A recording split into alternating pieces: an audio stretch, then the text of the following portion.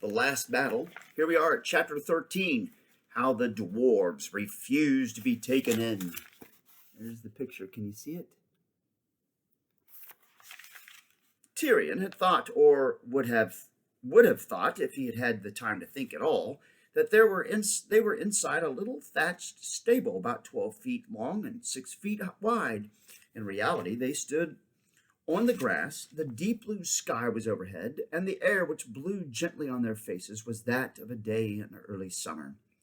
Not far away from them rose a grove of trees, thickly leaved, but under every leaf there peeped out the gold or faint yellow or purple or glowing red of fruits such as no one has seen in our world.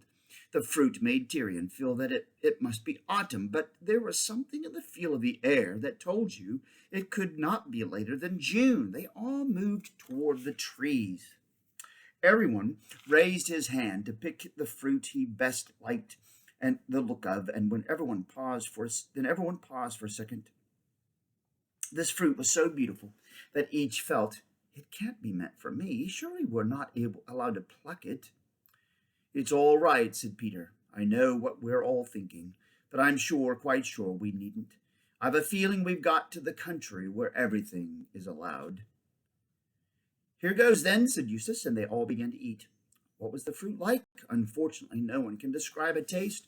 All I can say is that, compared with those fruits, the freshest grapefruit you've ever eaten was dull, and the juiciest orange was dry, and the most melting pear was hard and woody, and the sweetest wild strawberry was sour. And there were no seeds or stones, and no wasps. If you had once eaten that fruit, all the nicest things in this world would taste like medicines after it. But I can't describe it. You can't find out what it is like unless you can get to that country and taste for yourself. When they had eaten enough, Eustace said to King Peter, You haven't yet told us how you got here. You were just going to when King Tyrion turned up. There's not much to tell, said Peter. Edmund and I were standing on the platform, and we saw your train coming in.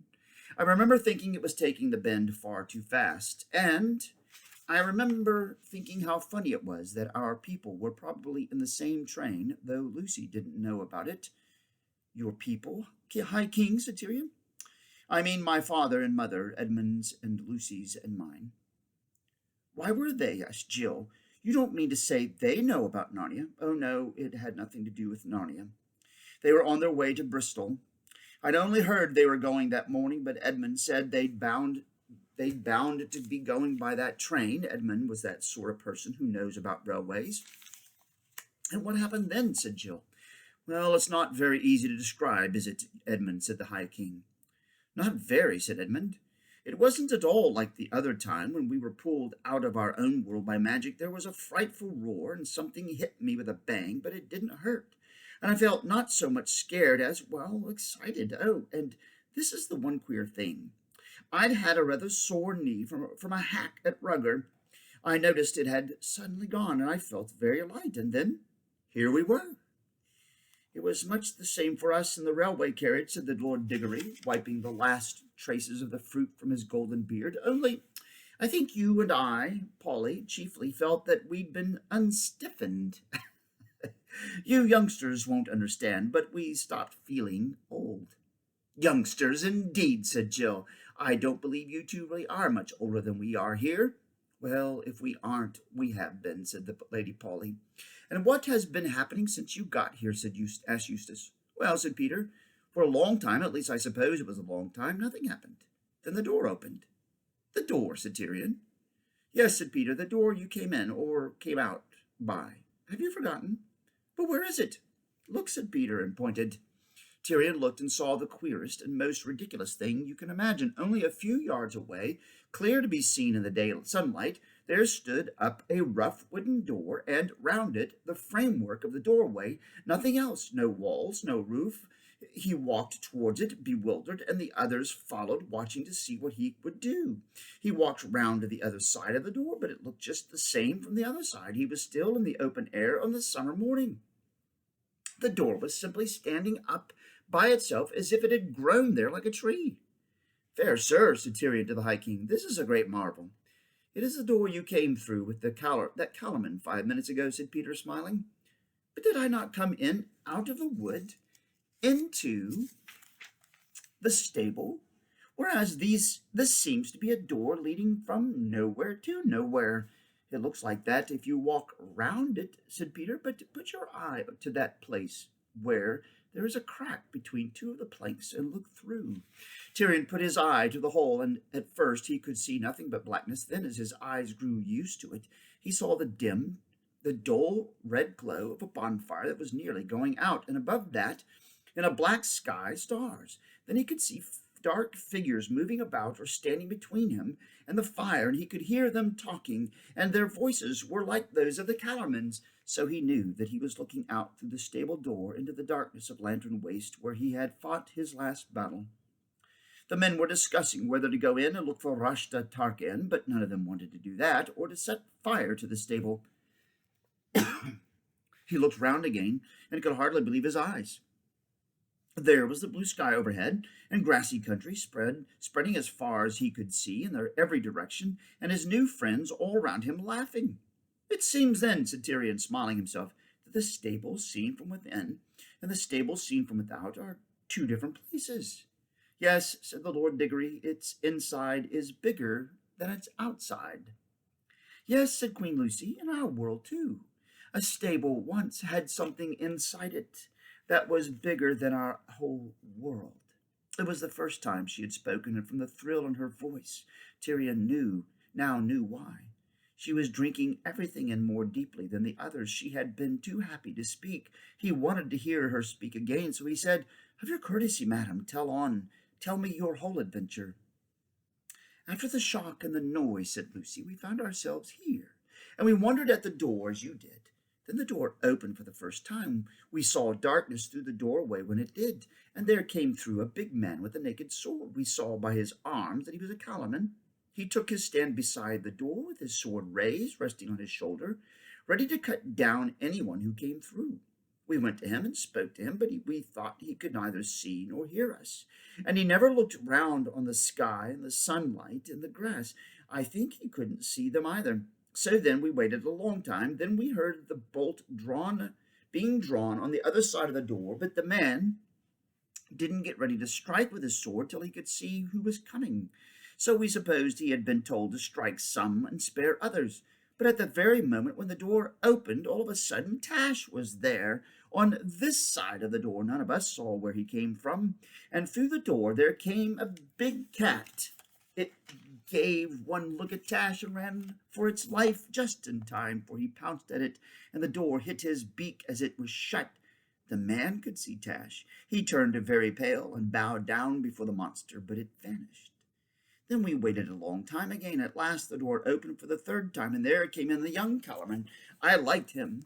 The sentinel at the door started and looked very surprised when he saw him. I think he'd been expecting someone quite different. Oh, I see it all now, said Eustace. He had the bad habit of interrupting stories. The cat was to go in first, and the sentry had orders to do him no harm. Then the cat was to come out and say he's seen their beastly Tashland and pretend to be frightened to scare the other animals. But what Shift never guessed was that the real Tash would turn up, so Ginger came out really frightened, and after that Shift would send in anyone he wanted to get rid of, and the sentry would kill them. And, friend, said Tyrion softly, you hinder the lady in her tale. Well, said Lucy, the sentry was surprised. That gave the other man just time to get on guard. They had a fight. He killed the sentry and flung him outside the door. Then he came walking slowly forward to where we were. He could see us and everything else. We tried to talk to him, but he was rather like a man in a trance. He kept on saying, Tash, Tash, where is Tash? I go to Tash. So we gave it up, and he went away somewhere over there. I liked him. And after that, oh, Lucy made a face. After that, said Edmund, someone flung a monkey through the door, and Tash was there again. My sister is so tender-hearted, she doesn't like to tell you that Tash made one peck, and the monkey was gone. Serves him right, said Eustace. All the same, I hope he'll disagree with Tash, too. And after that, said Edmund, came about a dozen dwarfs, and then Jill and Eustace, and last of all, yourself. I hope Tash ate the dwarfs, too, said Eustace, little swine. No, he didn't, said Lucy, and don't be horrid. They're still here. In fact, you can see them from here. And I've tried and tried to make friends with them, but it's no use. Friends with them, cried Eustace. If you knew how those dwarfs had been behaving. Oh, stop it, Eustace, said Lucy. Do come and see them. King Tyrion, perhaps you could do something with them. I can feel no great love for dwarfs today, said Tyrion. Yet at your asking, lady, I would do a greater thing than this. Lucy led the way, and soon they could all see the dwarfs. They had a very odd look. They weren't strolling about or enjoying themselves, although the cords with which they had been tied seemed to have vanished, nor were they lying down and having a rest. They were sitting very close together in a little circle, facing one another. They never looked round or took any notice of the humans till Lucy and Tyrion were almost near enough to touch them. Then the dwarfs all cocked their heads as if they couldn't see anyone, but were listening hard and trying to guess by the sound what was happening. Look out, said one of them in a surly voice. Mind where you're going. Don't walk into our faces. All right, said Eustace indignantly. We're not blind. We've got eyes in our heads. They must be darn good ones if you can see and hear, said the same dwarf whose name was Diggle. In where? Asked Edmund. Why, you bonehead, in here, of course, said Diggle. In this pitch-black, poky, smelly little hole of a stable. Are you blind? Said Tyrion. Ain't we all blind in the dark? Said Diggle. But it isn't dark, you poor stupid dwarf, said Lucy. Can't you see? Look up, look round. Can't you see the sky and the trees and the flowers? Can't you see me? How in the name of all humbug can I see what ain't there? And how can I see you any more than you can see me in this pitch darkness? But I can see you, said Lucy. I'll prove I can see you. You've got a pipe in your mouth. Anyone knows that? The smell of baccy could tell that, said Diggle. Oh, the poor things. This is dreadful, said Lucy. Then she had an idea.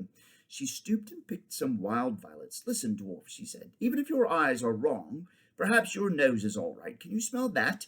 She leaned across and held the fresh, damp flowers to Diggle's ugly nose, but she had to jump back quickly in order to avoid a blow from his hard little fist. None of that, he shouted. How dare you? What do you mean by shoving a lot of filthy stable litter to my face? That was a thistle in it, too. It's like your sauce. And who are you, anyway? Earthmen, said Tyrion. She is the Queen Lucy, sent hither by Aslan out of the deep past, and it is for her sake alone that I, Tyrion, your lawful king, do not cut off your heads from your shoulders, proved, and twice proved traitors that you are. Well, if that doesn't beat everything, exclaimed Diggle, how can you go on talking all that rot? Your wonderful lion didn't come and help you, did he? Though thought not. And now, even now, when you've been beaten and shoved into this black hole, just the same as the rest of us, you're still at your old game, starting a new lie, trying to make us believe we're none of us. Shut up, and it ain't dark, and heaven knows what. There is no black hole, save in your own fancy, fool, cried Tyrion. Come out of it. And leaning forward, he caught Diggle by the belt and the hood and swung him right out of the circle of the dwarfs. But the moment Tyrion put him down, Diggle darted back to his place among the others, rubbing his nose and howling. Ow, ow, what did you do that for? Banging my face against the wall. You've nearly broken my nose. Oh, dear, said Lucy. What are we to do for them? Let 'em alone, said Eustace. But as he spoke, the earth trembled. The sweet air grew suddenly sweeter. A brightness flashed behind them. All turned. Tyrion turned last because he was afraid. There stood his heart's desire, huge and real, the golden lion Aslan himself, and already the others were kneeling in a circle round his forepaws and burying their hands and faces in his mane as he stooped his great head to touch them with his tongue. Then he fixed his eyes upon Tyrion, and Tyrion came near, trembling, and flung himself at the lion's feet, and the lion kissed him and said, Well done, last of the kings of Narnia, who stood firm at the darkest hour. Aslan, said Lucy through her tears, will you do something for these poor dwarfs?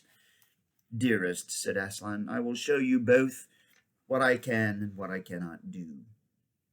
He came close to the dwarfs and gave a long growl, low, but it set all the air shaking. But the dwarfs said to one another, Hear that? That's the gang at the other end of the barn trying to frighten us. They do it with a machine of some kind. Don't take any notice. They won't take us again. Aslan raised his head and shook his mane. Instantly a glorious feast appeared on the dwarfs' knees, pies and tongues and pigeons and trifles. and ices, and each dwarf had a goblet of good wine in his right hand, but it wasn't much use. They began eating and drinking greedily enough, but it was clear that they couldn't taste it properly. They thought they were eating and drinking only the sort of things you might find in a stable. One said he was trying to eat hay, and another said he had got a bit of an old turnip, and a third said he found a raw cabbage leaf. And they raised golden goblets of rich wine, red wine to their lips, and said, "Ugh, fancy drinking dirty water out of a trough that a donkey's been in. Never thought we'd come to this." But very soon every dwarf began suspecting that every other dwarf had found something nicer than he had, and they started grabbing and snatching and went on to quarreling till in a few minutes there was a fight, free fight, and all the good food was smeared on their faces and clothes or trodden underfoot. And when at last they sat down to nurse their black eyes and their bleeding noses, they all said, "Well, at any rate, there's no humbug here. We haven't let anyone take us in. The dwarves are for the dwarves." "You see," said Aslan, "they will not let us help them. They have chosen cunning instead of belief.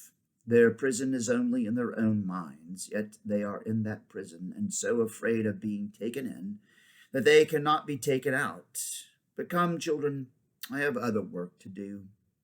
He went to the door, and they all followed him. He raised his head and roared, "Now it is time!" Then louder, "Time!" Then so loud that could have shaken the stars. "Time!" And the door flew open. Oh my. There we go. That's it for that chapter. More later.